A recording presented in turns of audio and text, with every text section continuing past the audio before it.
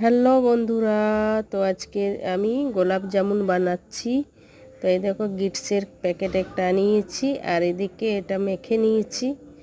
দুধ দিয়ে মাখলে একটু ভালো হয়, এমনিতে জল দিয়েও মাখতে পারো।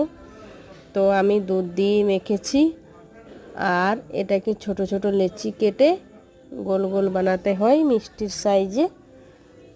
তো দেখো আমি বানিয়ে নিয়েছি, আর ভালো করে আগে মাখতে হয় মানে ওই মিক্সটা। আর এদিকে দেখো চাশনির জন্যে জল আর চিনি একসাথে দিয়ে ফুটতে দিচ্ছি। তো এটা পরিমাণ আমি জানি না, আমি নিজে আন্দাজ মতোই দিয়েছি, আর একটু এলাচ দিয়ে দিয়েছি। আর এইদিকে দেখো ফুটে গেছে, আমি শর্টকাটেই দেখাচ্ছি আর কি। আর এগুলো ভেজে নিয়েছি, দেখো কিছুগুলো ভেজে নিয়েছি আর কিছুগুলো হচ্ছে। মোট 25-26টা হয়েছে। তো মানে গলাটা একটু ফেটে গেছে আর কি, মানে ঠিক হয়নি, আমি বানাতে পারিনি, অনেক দিন পর বানাচ্ছি আর কি। মানে মিক্সটা ভালো করে মাখলে একটু প্লেন করে বানাতে হয়, তা না হলে ফেটে যায় ভাজার সময়। আর একদম কম আঁচে ভাজতে হয়, তাহলে ফাটে না।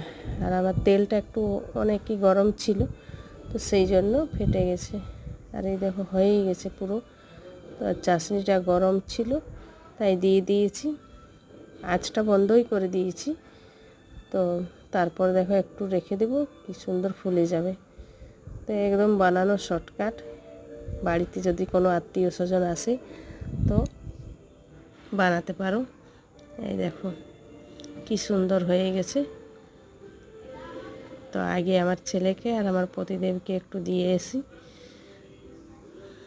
অনেক দিন পর বানাচ্ছি, প্রায় 7-8 বছর পর। আগে খুব বানাতাম, তো অনেক দিন পর বানাচ্ছি, তো তাই একটু মানে ভুলে গেছি আর কি। আগে বানাতামই, প্রায়ই বানাতাম, 2-3 মাস ছাড়া বানাতামই।